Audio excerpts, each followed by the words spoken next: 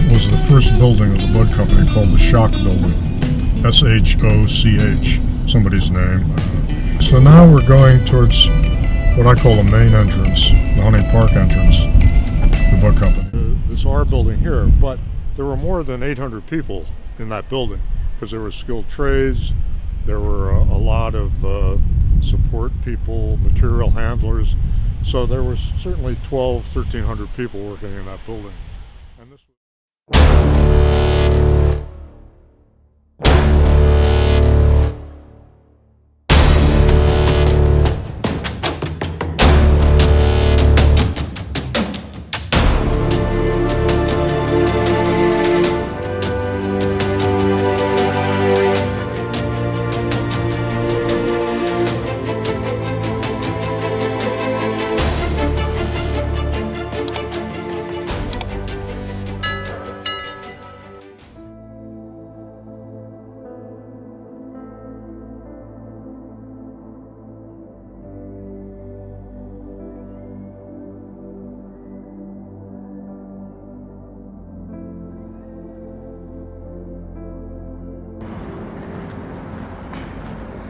In this episode, I explore the remains of the Bud Company, founded in 1912 by Edward G. Budd, whose fame came from his development of the first all-steel automotive bodies in 1913 and the company's invention of Shotwell technique for joining stainless steel without damaging its anti-corrosion properties in the 1930s. By 1915, Bud employed over 600 and relocated the factory to its current location on West Hunting Park Avenue, boosting production from 100 to 500 car bodies per day.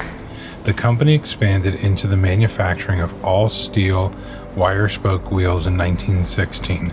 By the late 1920s, Bud employed over 10,000 who manned hundreds of presses, producing bodies for Citroën, Morris Motors, Rolls-Royce, and Liberty Motor Car.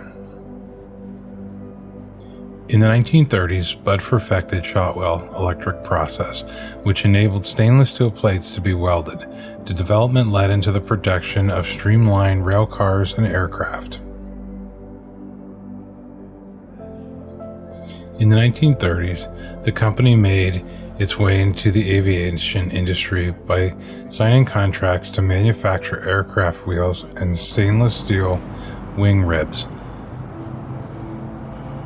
Eno Bossi joined the company as the head of stainless steel research to supervise the design and construction of a 4-seat biplane amphibian aircraft, the Bud BB-1 Pioneer.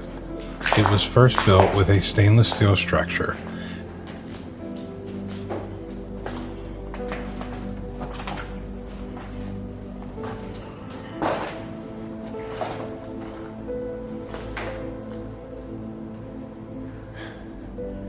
I swear, explorers, the vein of my existence. Soggy, wet ceiling tiles everywhere.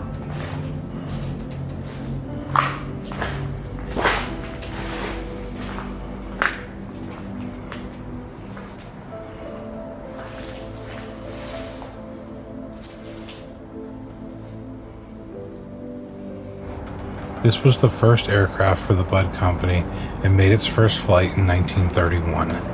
The company expanded into the railcar industry, building the Pioneer Zephyr for the Chicago, Burlington, and Quincy Railroad in 1934, followed by passenger cars for Amtrak and transit agencies including the Chicago Transit Authority, Philadelphia Transportation Company, and the New York Board of Transportation. As rail service began to decline in the 1950s, the company began to recover the railcar business in the 1960s, when it was awarded contracts for high-speed monorail line cars. Bud entered the subway commuter market in 1963 when it won the contract for 600 stainless steel subway cars. After issues with faulty components, Bud considered selling the railcar division in 1970. However, instead they restructured in 1974. The heyday of the U.S. auto industry was coming to an end and for the Bud Company as well. Foreign car imports began to take serious toll on the domestic car manufacturing. In the 1980s, marked a turning point for American car makers, whose foreign competition was once limited to Volkswagen Beetles. U.S. companies now faced an array of cheap, affordable Japanese imports that were taking serious bites out of their profits. It was not long until Bud began losing business and losing money. Downsizing was their only option. Bud's largest stamping plant in Gary, Indiana was closed, and various other divisions were sold off.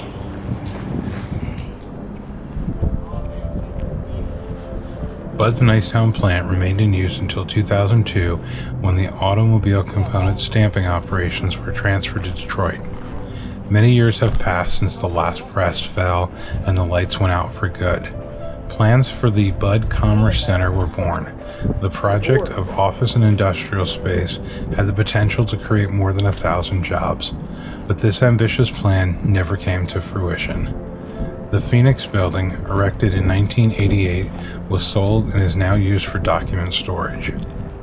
A restaurant depot now sits on a parcel of land once owned by Bud. The Salvation Army now has a facility on the site that was once a material storage yard. And the most interesting, Temple University purchased all of the property east of Huntington Park Avenue, moving into the K building that was built in 1922, and to this day still reads Edward G. Budd Manufacturing Company at the entryway to the building. Currently, it is the Temple Administrative Services Building.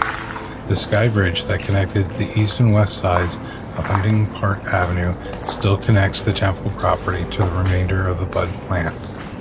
Until next time, explorers, stay safe.